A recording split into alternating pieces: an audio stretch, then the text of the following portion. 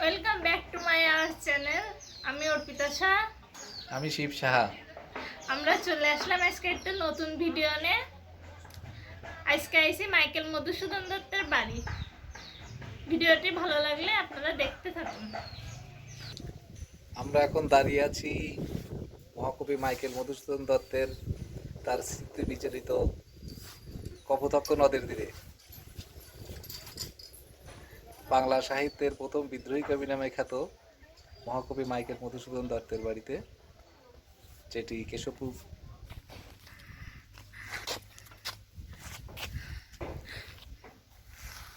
এই যে কপোতাক্ষ নদী এখন অনেক বড় হয়েছে। আগে যখন আমরা ছোট ছিলাম তখন আইছিলাম, তখন নদীতে অনেক ছোট ছিল। এখন নদী কাটা হয়েছে। এছাড়াও নদীতে যাতে স্নান করা যায় তার জন্য সিঁড়ি বাঁধানো হয়েছে। এটা হচ্ছে নদী পার বাঁধানো হয়েছে। এছাড়া নদীর পাশে যাতে সবাই মনোরম একটা পরিবেশ দৃশ্য উপভোগ করতে পারে তার জন্য ছোট ছোট অনেকগুলো ঘর তৈরি করা হয়েছে। অনেকে এসে এখানে বসে নদীর অপরূপ দৃশ্য উপভোগ করে। এছাড়া এখানে পরিবেশটা অনেক শান্ত, নিরিবিলি, অনেক সুন্দর একটা পরিবেশ।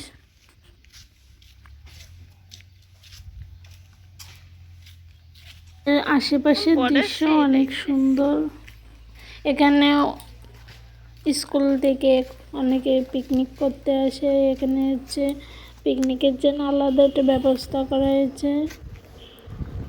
এছাড়াও অনেক দূর দূরান্ত থেকে মহাকবির বাড়ি দর্শনে আসে, জমিদার বাড়ি আছে এখানে। চলো তোমাদের সাথে সেগুলো আস্তে আস্তে শেয়ার করব।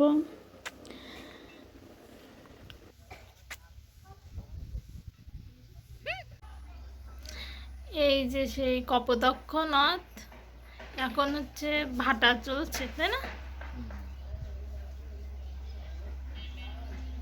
প্রচুর রোদ, নাহলে তো নৌকায় উঠতাম।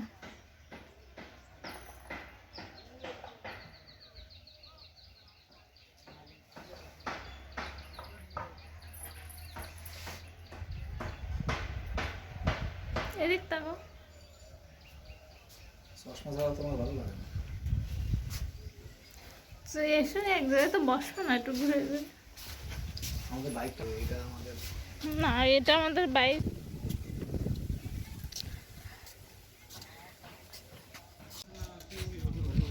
এটা হচ্ছে মহাকবি মাইকেল মধুসূদন দত্তের ভাস্কর্য।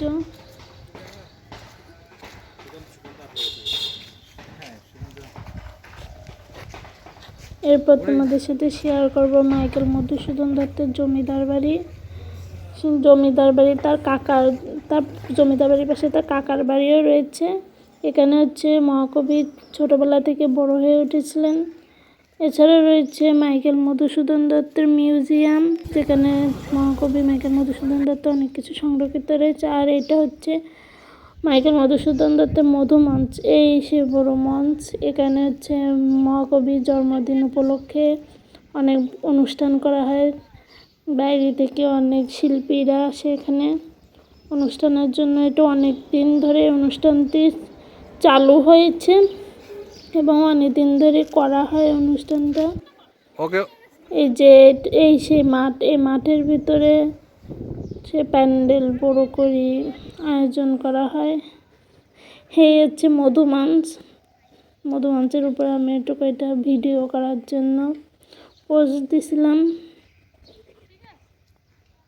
আজকে এই পর্যন্তই, দেখা হবে পরবর্তী একটি নতুন ভিডিও নিয়ে। ততক্ষণে ভালো থাকুন, সুস্থ থাকুন।